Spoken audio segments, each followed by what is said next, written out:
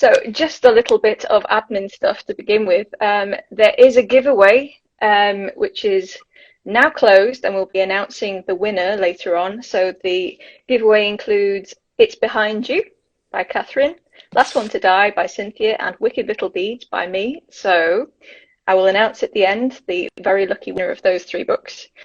If you do have questions for us, please do pop them in the comments. I'm going to come to those after we've had a few questions. And I think that's about it. Do check out the rest of the Killer YA Con program of events, because we've got some really good panels and readings and interviews and stuff coming up this week. So let's begin. Tell us about your latest books, please. Let's start with Cynthia. Did I disappear? Am I still here? Yeah. Yes, good. My first book, Last One to Die, was out in January. It features a girl called Neve who moves to London, and she wants to kind of get away from boys and home and small town problems, but actually she ends up getting herself involved with boys and problems, and she gets followed around by someone who has quite nefarious intentions for her. And my new book is coming this January, and that's called Win, Lose, Kill, Die. It's a little bit different. It's a kind of boarding school set slasher, kind of partly psychological thriller, I guess. And it's from 2 points of view. One is lovely Liz, who's the nice girl at school, and the other one is the murderer. I'm very lucky to have read both of those books, and they're absolutely amazing. Dawn, would you like to tell us about your latest? Sure. So I'm Dawn Kerskitch. I'm the author of The Dead House and The Trees Crept In, or The Creeper Man in the UK, and Teeth in the Mist, which follows 3 different young ladies in 3 different timelines as they grapple with a Faustian evil in the Welsh mountains. And it is surrounding a pact that a man made with the devil centuries before, who might still be around. So good fun. That sounds amazing, and I know it is because I've read it several times. We just had a question. What was the new book called again? I think that's Cynthia's, so that's called Win, Lose, Kill, Die for Holly's book blogs. Need to practice pitching that, don't I? Kathryn, tell us about your latest. Yeah, so my new book is called It's Behind You, and it's about a reality TV show set in a haunted cave that goes horribly wrong when the contestants find themselves trapped in the dark with something that wants to kill them. And the thing that may or may not want to kill them is known as the Pocket Maiden. She's a local heart-eating ghost, and hence why I'm dressed like this today. You look exactly as I imagined the Pocket Maiden. It's brilliant. Yeah, less peeling skin, I think, but pretty close. You can work on that. It's fine. Yeah. So I thought we would have some individual questions.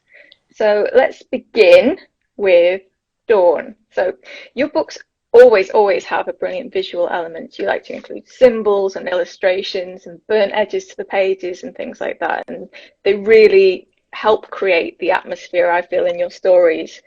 So how key do you think it is to the kind of horror that you write to have that visual element, and where in your writing process do you bring that in? Yeah, I think it's definitely important for the type of book I'm going for. I'm very interested in the psychology of how the story is absorbed by the reader and how fear translates from what I'm trying to do on the page to how a reader experiences it.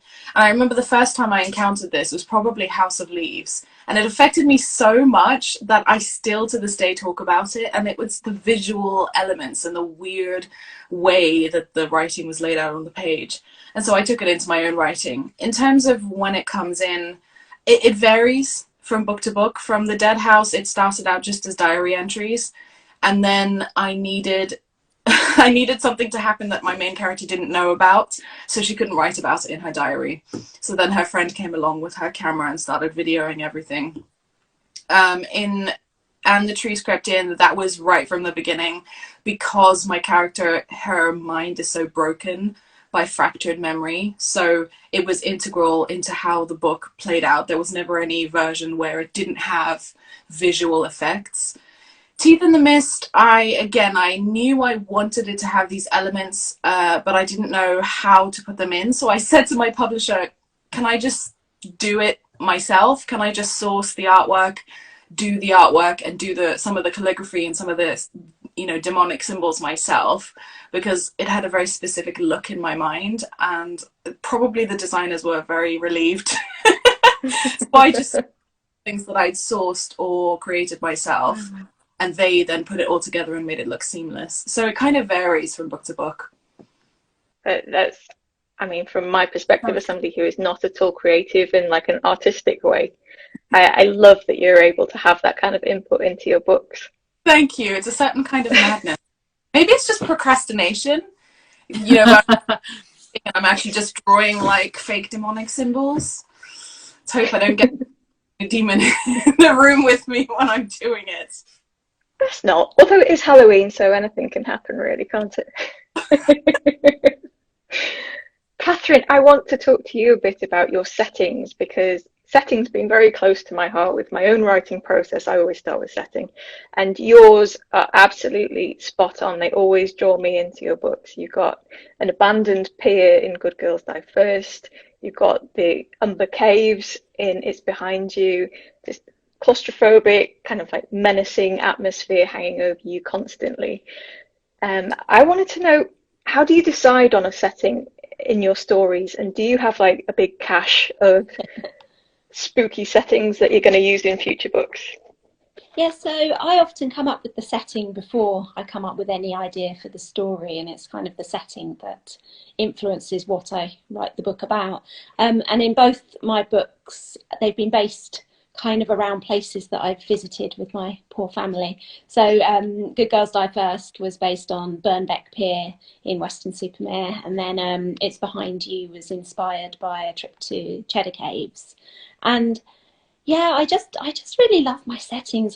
When I visited these places, there's just something about the atmosphere and the creepiness, and yeah, I really enjoyed putting that into my books. So I do have quite a few other sort of abandoned, creepy places I'd love to write about and love to set a book in the future. So we will see how long I can draw it out for. I love that they're places that you drag your family along to. I'm waiting for the next book to be set in Butlins or somewhere like that. Yeah, it's a good idea. Now, Cynthia, you have a really great urban legend that you use in your debut novel, The Legend of Springhill Jack. It wasn't one that I'd come across before reading your book, so I'd love to know how you found out about Springhill Jack and what made you decide to use that in your story. Yeah, so I was listening to a podcast called Law, and I was having a bit of a writing slump, and I was actually painting my fence in the garden, and this episode came on. It's called Over the Top, if anyone wants to go and listen to it. I think it's episode 22. I've listened to it 100 times. And it started talking about Springhill Jack, and I'd never heard of it, and it's an American host. And I was a bit perturbed by the fact that it was this London myth that I had never heard of. So I started looking it up, and there's not an awful lot about him, but there is this really intriguing, people have seemed to carry on the story. So there's a bunch of teenagers in America in the 90s who said that they saw Springhill Jack in the parking lot of the school one night when a dance was on. And there's just all of these creepy stories that seem to refer back to him. He was never caught. He never killed anyone as far as I know, but he had these long metal claws, and he would go and he would leave scratches on women. And so he'd either target someone who was walking home on their own, or there's one story where he went and knocked on a door, and as soon as the girl came to the door, he kind of dragged her out, and I think it was her boyfriend or her brother, who was a butcher, had to chase him down with a big cleaver. So I got really fascinated, and then of course it led to Victorian mourning jewellery, Victorian like death rituals, and it all started to kind of put a story together. And I used some of the victims, the original victims' names that were in the, the old kind of illustrated police news. So I used some of the victim names in there as character names in the book. So Jane is loosely based on, oh no, Jane might be, I think Jane is the girl who went to the door, so that character. And then right at the beginning there's a police transcript, which actually, Dawn, that completely inspired by the Dead House, because I wanted a really different way to open it, and I remembered all the transcripts, the interview transcripts when they were having therapy and things like that in the Dead House, so that definitely inspired that. So the the character name in that is one of Springhill Jack's original victims as well. Oh, that's amazing. I love all of the details that you managed to include there, all the Victorian stuff that you've got going on. And I'll say hello to everybody who's joining us, and especially to Naomi, who's going to be hosting tomorrow night's panel as well. Hi, everybody. Right, let's talk horror generally now. So what is it about horror that you love, and what were the first books or films that really made you a fan of the genre? Let's go to Cynthia first this time. So I think just that thrill of being scared, but the control over it as well. So being able to close a book or stop a film and crawl into the covers and tuck my feet in and know that nothing would get me. I think I started quite early on with point horrors. I think I was 9 or 10 when I got hold of my first ones, because I'd read everything else. So of course then that led on to Christopher Pike. So all very kind of Americanized horrors. And then when I ran out of those, I went straight to Stephen King. I think I was about 12, and my parents had no real idea what Stephen King wrote. So I just happily brought loads of them back from the library. Yeah, I think I had a very similar kind of reading journey to you, to be honest. How about you, Kathryn? Yeah, I went straight from reading kids' books to moving across in the library to the adult horror section. And I think the first horror that I got out was Sean Hudson's Slugs. And I don't know if anyone's read that, but it is literally the most horrifying book I think I've ever read in my life. And I read it when I was about 11. So yeah, it probably wasn't the best one to start with. But the reason that I love horror is just that anything's possible, and you can put your characters in these really awful situations and kind of find out what they're made of. And it's just a lot of fun. It's always nice to be able to torture characters, isn't it? Yeah. How about you, Dawn? At heart. Yeah, for me, it started with film, actually, because I was a very late reader. I really suffered with my dyslexia, and I just thought books were terrible and just horrible things. So yeah, it started with film for me, particularly 80s horror. I think the first one I ever watched when I was 5 was Prince of Darkness, which may have influenced the kind of stories I tell. It's this amazing film about this group of scientists who gather in this abandoned building where a vat of this green, like, goo has been discovered, and it turns out to be a portal to hell, and the Antichrist is trying to get his father Satan through this portal, which happens to be this giant mirror. So now that I'm thinking about it, that's probably hugely influential in my life and in my tastes in horror. But I was so fascinated by this idea of this mirror being a portal and this like evil entity behind the mirror that it stuck with me. After that, it tended to be things like Goosebumps, and then, yeah, the point horror books, and of course then Stephen King. It was the first one I read. Yeah. Yeah, I think similarly to you, it was horror films for me. Maybe it was like growing up in the 80s that did it, but it was all the like really terrible early horror films. I remember in particular Ghoulies was one that I watched when I was really small, and there's this one scene where it comes up through the toilet, and I talk about this all the time because it's obviously scared me a lot, but this ghoulie comes up and bites one of the main characters on the bum and I was terrified to go to the toilet at night for a long time after that one. Yeah, but I've always loved horror ever since watching that film, perversely. So we've talked about things that have terrified me and traumatized me. So what is it in a horror film or book? What are the tropes or elements of horror that you think make for really good scares? And is there a book or film that has scared you the most that you can say stands out as the most scary? Let's go to Kathryn. I'm going through a real phase for sort of psychological horror at the moment, and the kind of Babadook style. What's the truth behind it all? Is it really a monster, or is it something else? And yeah, I love that kind of feel to books, and sort of small town horror as well, where everyone's got a secret and it's all cut off from the rest of the world. And yeah, I in your book Harrow Lake, actually, there's the bit with the tree with all the teeth hanging from it, where all the locals don't want to put their bones in the ground until after they're dead. And I love that sort of local legend that to the locals seems like just a normal thing that you do, and to an outsider you're like, this is just batshit. Just what's going on? Yeah, so that's my favourite at the moment. It's always fun to come up with those things that seem batshit to everybody else. Dawn, how about you? A few things for me.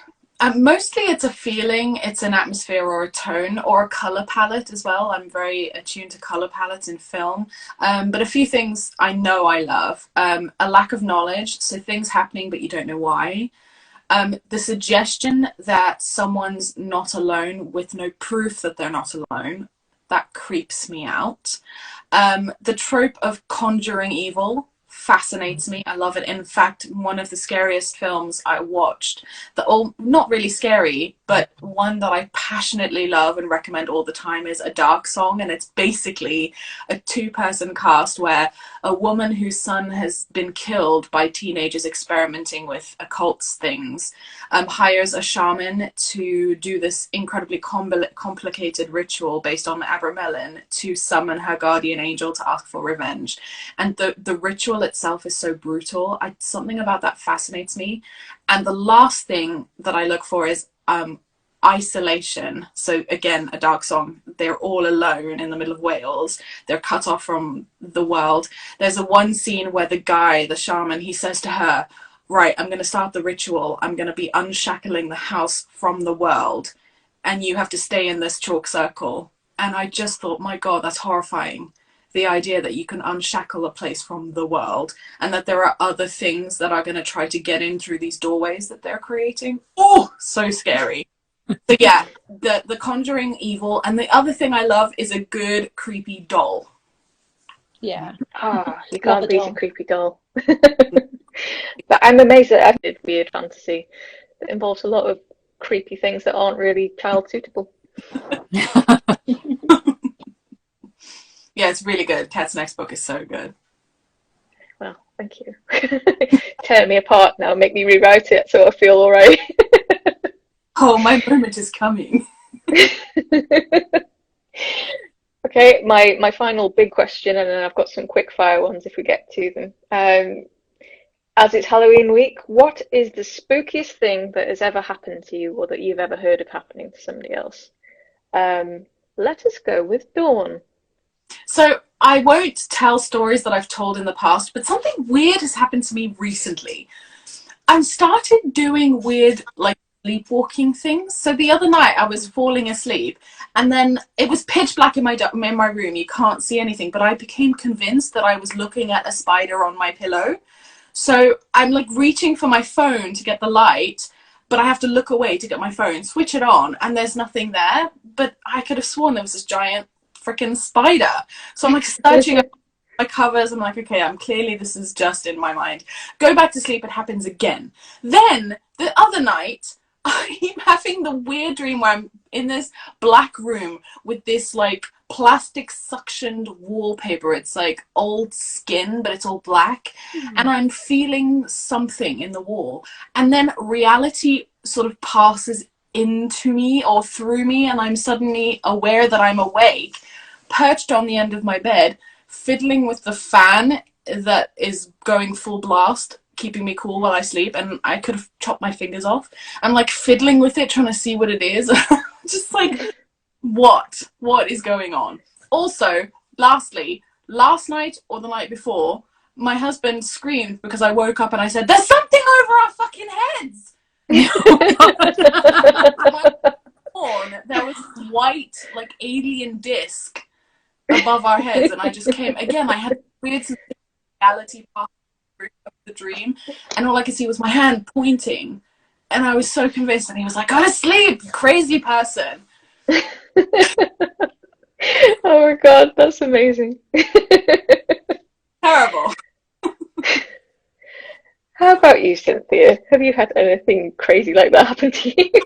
I've not had many spooky experiences, but I have had a dream. So about two or 3 years ago, I was in Italy, and we'd been to a lovely wedding. We'd been with our friends, and on the last night, my husband and I decided we would have kind of a night away from everyone. We were in Venice. We went and had a lovely evening, and then we checked into our hotel, which was right near St. Mark's Square, which is, of course, completely ancient, and loads of hangings, loads of people were put to death there. It's probably incredibly haunted.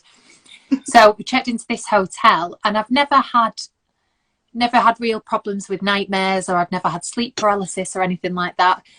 And I remember really vividly having this dream that I went to the door of the hotel room, and I opened the door, and there was this woman stood there, and she kind of, her eyes were all hollow, and she was screaming, and her mouth was black, and her hair was everywhere. And my husband woke me up because I'd been lying in bed screaming in his face. So I'd just been lying there, absolutely, and he couldn't wake me up. So I'd absolutely terrified him. It had absolutely terrified me. But I'm absolutely convinced that it was a ghost that was trying to get into the room, and the fact that he woke me up meant that she never came in.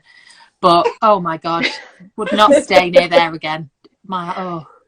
Horrifying. Yeah. The other one I can think of is my nephew, because I love a creepy child story.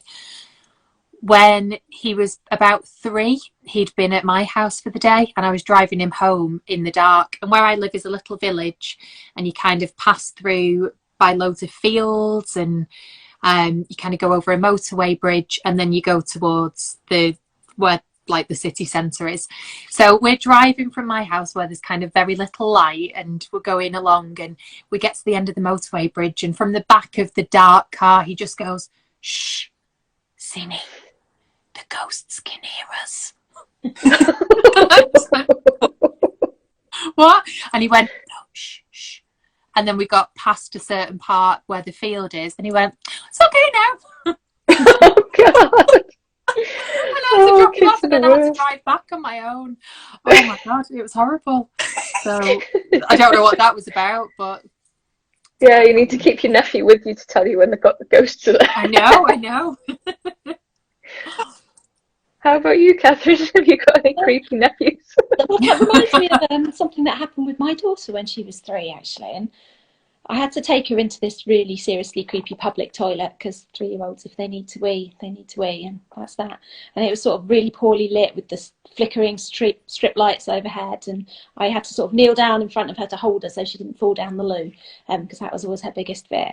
And sort of mid-wee, she looks over my shoulder and goes, "Mummy, there's someone behind you." And it just scared the life out of me, but it was a fly. So it wasn't actually that scary in the end. But yeah, I'd love to have something creepy happen to me, and I'm always going on like the ghost walks, and I'd love to go on a like, proper ghost hunt.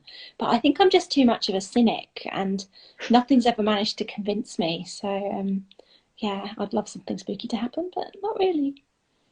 Yeah, I'm quietly convinced that Kathryn and I are kind of the same person, because I go on ghost walks like semi-regularly, or at least I did do before the pandemic. But again, I'm cynical but open to being convinced that there is something more out there. But I've never seen anything ghostly. But I did once, when I was on a ghost hunt, hear somebody running down an old staircase in a like supposedly haunted castle, and it was when all the lights were off, and everybody who was on this ghost hunt was just in one room. And I heard somebody running down the stairs. We all went to see if there was like anybody lying at the bottom of the stairs, because obviously you'd fall down and break your neck if you'd been running down in the dark. But there was nobody there, nobody who could have been running down the stairs. So I don't know what that sound was. It might have just been, creaking staircase all on its own. So I don't even know what that was. But yeah, a really fat squirrel. a really fat squirrel. Oh, amazing.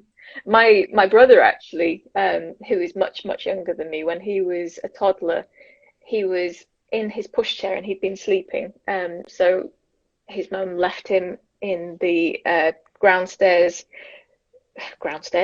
floor room in my grandfather's house, which is this old like yellow brick Victorian building, and just left him there. But then he woke up, and when she walked into the room, he said to her, "That man told me to get out," and there was nobody there. Ooh. So yeah, small kids are definitely creepy. Sounds So yeah, I can't really claim that one as mine, but it's definitely spooky. And I hope my brother is watching this so he can be embarrassed about it. Yeah, he was in my book trailer, wasn't he? Your brother. He was. He was in one of mine. Oh, yeah, one of mine, definitely. Was it for Breaker. Yeah. Breaker. I love that book. Me too. So that's the fun thing about having much younger siblings, is that when you need teenagers to star in book trailers, you're just like, dressing you up today. Oh god. I have some quick fire questions. Are we ready? We're going to go alphabetically. So Cynthia, Dawn, and Kathryn. Okay. You can only write about one kind of supernatural creature for the rest of your life. What would it be? Ghosts. Demons. Probably ghosts. Yeah. 2 for ghosts, 1 for demons. I think I would go ghosts as well. Only one can survive to the end: the love interest or the beloved pet. Oh, the pets. Easy pet. Kill them all. That's so Pocket Maiden of you. Yeah, I would save the pet as well, I think. Happy ending or cliffhanger or everybody dies. I think we know what Kathryn's going to say. I love a cliffhanger. Me too. Yeah, I do love a cliffhanger in which most people die, I would say. Yeah. Yeah, let's mix those two together. Nice. It's a nice blending there. Okay, and that is the end of my quickfire questions. So we have had a couple of comments. Krull is such a good movie. Absolutely agree with you there. Princess Terry says, Dawn, I wish you could put out smaller books in between the big books, and absolutely agree with that as well. Except that this book that Kat destroyed was meant to be a small book. It was meant to be a quick thing that, you know, could be released. And then I discovered that small books actually can take a long time. Like, this book is 4 years in the making, so it's annoying. I need to learn to condense things and it be quick. It is very much worth the wait, though. I have to say that it's an excellent, excellent book. Oh, and apologise to everybody who's waiting for it. It's so much better. Honestly, it was such a keen, brilliant insight. When you said it, I couldn't see the book any other way. It was so perfect. Well, I'm glad that was the outcome. Okay, so I think we're almost ready to wrap up. So I will happily announce the winner of the giveaway, which includes It's Behind You, Last One to Die, and Wicked Little Deeds, is Pensby Library, who entered on Twitter. So congratulations to Pensby Library. That's a nice one. Another library. Those books will be winging their way to you. And thank you all very much, everybody who's joined in to add comments. And we have had a question, so I will ask that before we sign off. Have you watched Slasher on Netflix? Lauren the Nerd wants to know. No. I haven't. It's on my list to watch, but I haven't watched it yet. But as it's recommended, I will move it up the watching list.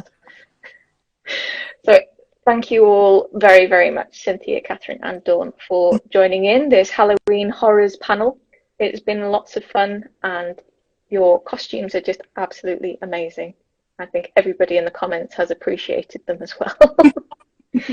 So thanks very much, everyone, for joining in, and do check out the rest of Killer YA Con. We've got a really, really good programme of events this week leading you up to Halloween. So thank you, everybody. I will say goodbye. Goodbye.